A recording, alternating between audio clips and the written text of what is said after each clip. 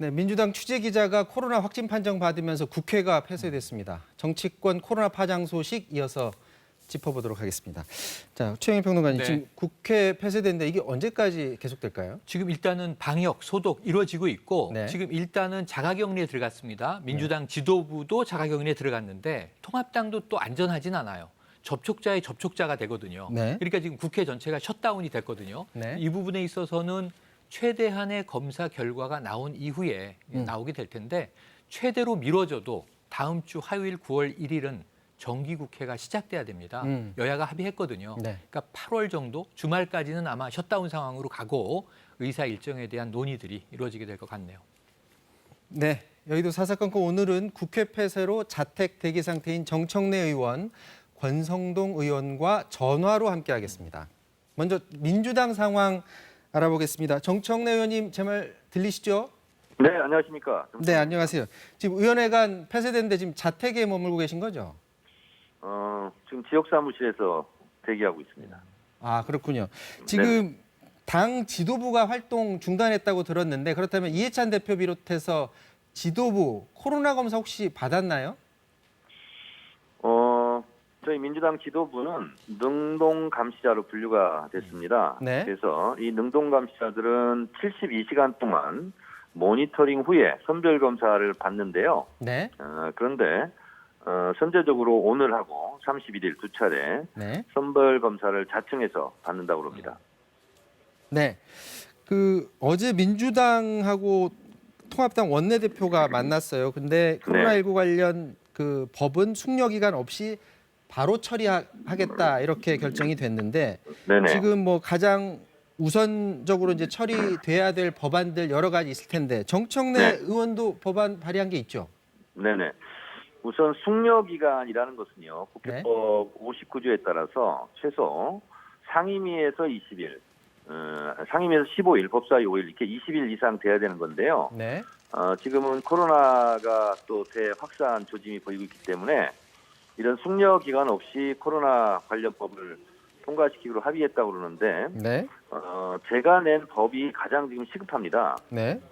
그 법이 뭐냐면 재난 및 안전관리 기본법, 그래서 위험시설이라든가 사용 제한 금지라든가 강제 대피 퇴거 또는 명단 제출 이것을 지금 하고 있지 않잖아요. 네. 방역 방해 행위라고까지 지금 얘기하고 있는데 이런 부분들에 대해서 신속하게 방역 당국이 협조할 수 있도록 하는 그런 법을 하루빨리 좀 통과시켜야 되고요. 이 법들이 코로나19 이전에 만들어진 법들이기 때문에 설마 방역 당국이 협조 안 할까, 그래서 처벌 조항이 없었습니다. 네. 그래서 제가 말씀드린 대로 당국의 명령에 불응할 경우 3년 이하의 징역 또는 3천만 원 이하의 벌금을 내도록 그렇게 지금 법을 냈는데요. 이 네. 법이 하루빨리 통과돼야 방역 당국에 관련자들이 협조를 할 것 같습니다. 지금 코로나19 상황 이후에 국회의원들 네. 의정 활동은 지금 어떻게 이루어지고 있습니까? 저도 지금 갑작스럽게 어제부터 국회가 폐쇄돼가지고 네. 국회에 있는 자료라든가 이런 걸 다 못 갖고 나왔어요. 네. 그래서 저 같은 경우만 해도 교육이 상임인데요. 네. 내일 상임위 전체 회의를 열어서 법안 상정하고 결산 심사를 하게 됐는데 그것도 못하고 지금 월요일 날로 일단 밀어놨어요. 네. 그래서 지금 전 상임위가 지금 올 수 없는 상태라서 국회는 지금 멈춤 상태죠. 그럼 뭐 할 수 있는 게 지금 없다는 뜻이네요. 국회를 못 들어가니까요. 그럼 그러니까 네. 현재까지는 토요일까지 폐쇄하고 일요일부터는 출입을 한다고 하는 방침이 방금 나왔는데 아하. 이것 또한 어떻게 될지 모르겠습니다. 결과가 나와봐야 이제 그 부분을 알 수 있는 부분이고. 네네. 민주당으로서는 지금 당혹스러운 게 지금 민주당 전당대회 그렇지 않아도 네네. 지금 관심 받지 못해 왔었는데 네네. 지금 지도부 물론 핵심 당직자들 활동이 중단됐습니다. 민주당 네. 전당대회에는 차질 없습니까? 다행히 비대면 온라인 선거가 네. 저희가 준비를 철저히 해서 온라인 투표는 지금 아무 탈 없이 지금 진행되고 있고요. 네. 그리고 저도 어제 이제 투표를 마쳤습니다. 네. 그래서 오늘은 받는 전화가 이제 종료되고 오늘부터는 못 받은 사람들이 다시 전화를 걸어서 투표하는 형태가 네. 지금 이루어지고 있는데요. 네. 수표하는 부분에 대해서는 큰 지장은 없습니다. 투표는 지장이 없는데 네. 국민들 관심은 거의 못 끌고 있지 않나요? 지금 뭐 코로나19 이 상황 속에서 네. 전당대회가 관심을 못 받는 것이 뭐 이렇게 네. 중요한 일이겠습니까? 저는 하루빨리 이 방역이 잘 돼서 국민들이 좀 더 안심하고 일상생활 할 수 있도록 그렇게 됐으면 좋겠다 이런 생각이 들고요. 전당대회가 관심을 못 끌어서 아쉽기는 하지만 그것보다는 국민의 안전과 생명이 더 소중하다고 생각합니다. 자, 마지막으로 하나만 더 여쭤보겠습니다. 지금 네네. 2차 재난지원금 놓고 민주당 입장은 지금은 코로나 상황 극복하는 데 전념하고 네네. 상황은 더 악화됐을 때 그때 얘기해보자라는 게 민주당의 공식적인 입장이에요. 네네. 그런 그 취지에 부합해서 이제 이낙연 의원도 네. 돈 쓰다 코로나 퍼지면 어쩌나 그런 얘기하면서 지금은 그 얘기할 때가 아니다라는 뉘앙스로 얘기를 하시는데 네네. 이재명 경기도지사 30만 원 준다고 나라 망하지 않는다면서 2차 재난지원금의 중요성을 거듭 강조하고 있습니다. 지금 뉘앙스가 조금 다른데 정청래 의원님 생각은 어떻습니까? 저는 당의 방침을 좀 따라줬으면 좋겠고요. 네. 당의 방침을 정확하게 말씀드리면 지금 3단계로 가야 될지도 모르는 상황 속에서 피해 지역과 피해 인원, 피해 상황이 아직 예측이 불가능한 상황에서 재난지원금 얘기하는 것은 너무 섣부르다. 네. 그러니 좀 그것이 가닥이 잡힐 때 일단 재난지원금을 줄 건지 말 건지 또 준다면 어떻게 할 건지 이런 부분은 그때 가서 논의하고 지금은 방역에 총력전을 기울이자 이런 입장이기 때문에 네. 모든 분들이 이 입장을 좀 존중해 줬으면 좋겠습니다. 네, 정청래 의원님 말씀 여기까지 듣겠습니다. 고맙습니다. 네, 감사합니다. 자, 이번에는 무소속 권성동 의원 연결해 보겠습니다. 권성동 의원님 나와 계시죠? 예, 안녕하세요. 권성동입니다. 네. 지금 권성동 의원님도 지금 집에 계시나요? 어디 다른 데 가 계시나요? 갈 데가 있습니까? 집에 있습니다. 아, 집에 계시는군요. 예, 예. 자, 지금 그 코로나19 관련해서 뭐 예. 지역구 쪽에 이제 강원도 전체적으로 봤을 때 그쪽에서도 지금 감염자들이 지금 나오고 있다고 들었는데 혹시 강원도 쪽에서 추가 확진자 소식 같은 거 현황 지금 파악하고 계십니까?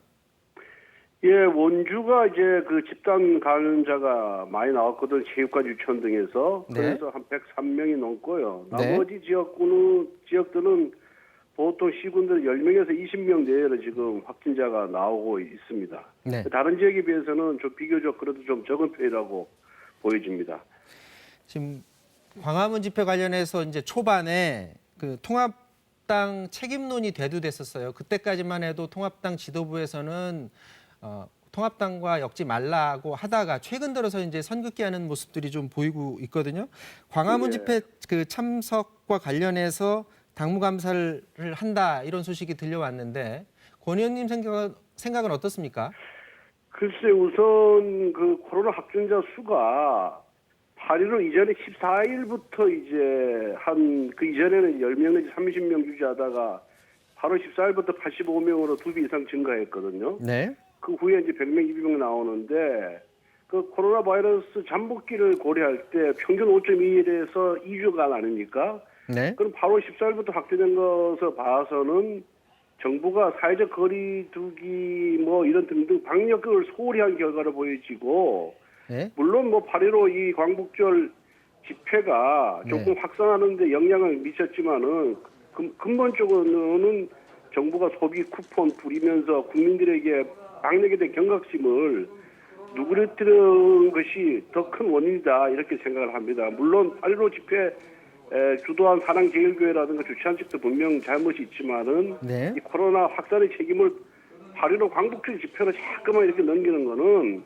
이건 본말이 전도된 것이고 정부가 방역 실패의 책임을 그 희생양을 만들기 위해서 자꾸만 그런 식으로 몰아가는 것이고 또 언론도 거기에 지금 부안여동하는 일부 언론도 그런 경향이 저는 있다고 보고요. 당무감사라는 거는 결국은 지난 총선에서 이제 실패했고 그 당시 공천받은 사람이 조직위원장인데 이분들이 과연 그 자리에서 제대로 역할을 하느냐 안 하느냐 점검하는 것이 주 목적이지 이 뭐 광화문 집회 참가 여부가 당무감사에 주된 그런 감사사항은 아닌 것으로 알고 있고 뭐 이 당무감사 결과 그 지역구 관리를 제대로 못하고 또 지역민들로부터 애면받는 당협위원장이라든가 조직위원장은 당연히 교체가 될 것으로 이렇게 보고 있습니다.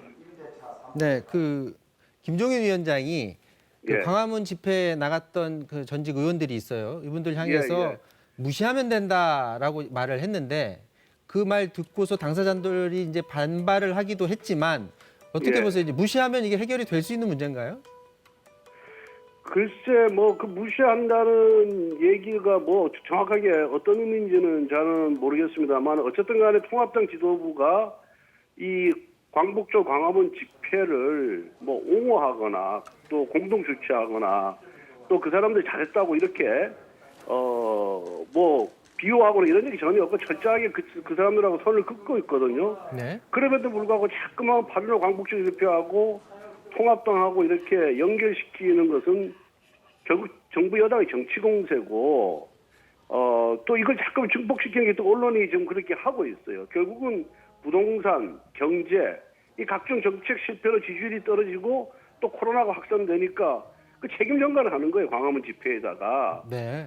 그래서 지금은 그럴 때가 아니고 국가적 위기 상황에서 어떻게 하든 간에 이 방역을 제대로 해가지고 코로나 사태를 진정시킬 생각을 해야 되는데 여당 의원들이나 정부 관계자는 입만 열면은 마치 광화문 집회가 모든 것의 원인이고 또 그 뒤에 통합당이 있는 것처럼 이런 몰아세우는 거는 이거는 정말 본말이 전도된 것이고 핵심을 찌르지 못하는 것이고 그렇게 주장한다고 해서 국민들이 그걸 수용하지도 않을 것이라는 점을 분명히 정부 여당 관계자들은 알아야 된다고 생각합니다.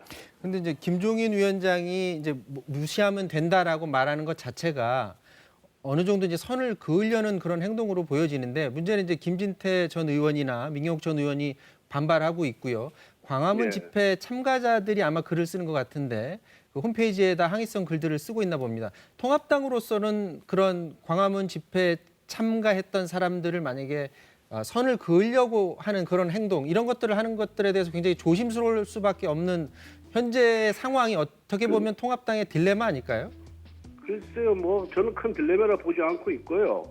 결국 미래통합당이 나아가야 될 방향, 행동의 방향은 수도권, 30, 40대, 중도 여기에 첫째 초점을 맞춰야 되거든요. 네. 근데 김종인 위원장도 취임 이후에 또 미래통합당도 지금까지를 보면은 거기에 초점을 맞춰서 이렇게 활동을 해왔고 발언을 해왔어요. 네. 철저하게 중도층을 향하고 예언을 확장하려고 애를 많이 써왔거든요. 그리고 이제 당무감사라는 거는 과연 그 사람이 그 지역을 맡아서 운영할 만한 능력이 있는 것이냐, 당협위원장이. 네. 그걸 감사하는 것이기 때문에 뭐 그런 반발은 크게 당 운영에 당 운영을 좌우할 만한 그런 큰 요소는 아니다. 저는 이렇게 생각을 하고 있고요. 또 이번 총선을 계기로 통합당의 그 의원들의 구성이 크게 달라진 측면이 있고 내년도 서울시장, 부산시장 재보궐선거라든가 내후년에 대선 승리를 위해서는 어떻게 당이 나아가야 되는지는 대다수 당원과 의원들이 알고 있기 때문에 그런 약간의 당 일부에서의 반발은 크게 문제가 되지 않으리라고 저는 그렇게 생각하고 있습니다. 자, 마지막으로 지금 예. 국회 폐쇄 상태입니다. 이제 재개되게 되면 국회가 지금 가장 빨리 처리하거나 여야가 의견을 모아야 될 부분이 어디라고 생각하십니까? 저는 코로나19 관련 법 통과도 중요하지만 그 19 법안이 국민의 기본권을 침해하지 않은지를 철저히 좀 따져봐야 된다고 생각하고요. 네. 그러니까 보여주기 시기에 그런 법안 통과가 중요한 것이 아니라 정치권에서 가장 먼저 해야 될 거는 지금 많은 의사들이 반발해가지고 코로나 현장을 떠나 있잖아요. 네. 이분들이 빨리 현장에 복귀를 시키는 것이 정부 여당 정치권이 해야 될 가장 시급한 일이다. 그렇기 때문에 의사들 자꾸만 악으로 몰고 기득권으로 몰고 또 이기적인 형태라고 자꾸 비판하지 말고 그분들을 잘 설득하고 그분들의 애로사항이 뭔지 그리고 정부가 잘못한 것은 뭔지 그리고 지금 이 상황에서 어떻게 하는 것이 의사들이 반발을 또 의사들의 그 집단 행동을 약화시키면서 이분들을 의료 현장으로 복귀시킬 것인지에 대해서만 초점을 맞추는 것이 저는 가장 중요하다 이렇게 생각을 하고 있습니다. 네, 권성동 의원님 오늘은 여기까지 듣겠습니다. 말씀 고맙습니다. 예, 감사합니다.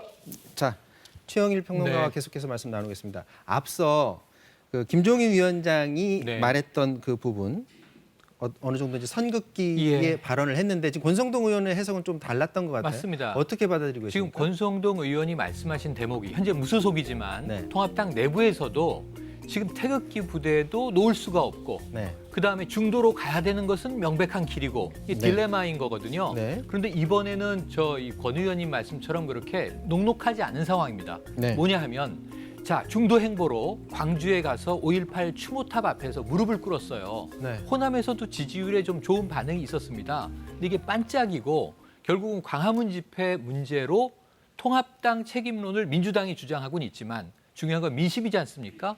지금 다시 정당 지지율 격차가 여야 간에 벌어지고 있거든요. 네. 이건 뭐냐 하면 통합당이 우리와 관계없다라는 말을 다수 국민들이 썩 믿어주지 않고 있다는 반증이거든요.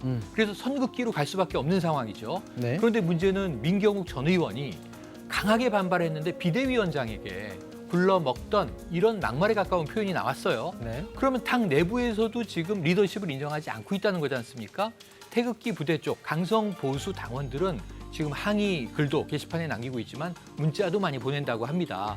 이러한 부분들을 지금 끊어내거나 아니면은 이쪽을 주축으로 가거나 양단 간의 선택을 하지 않는다면 결국은 이 두 흐름을 통합당이 다 안고 가긴 어렵다.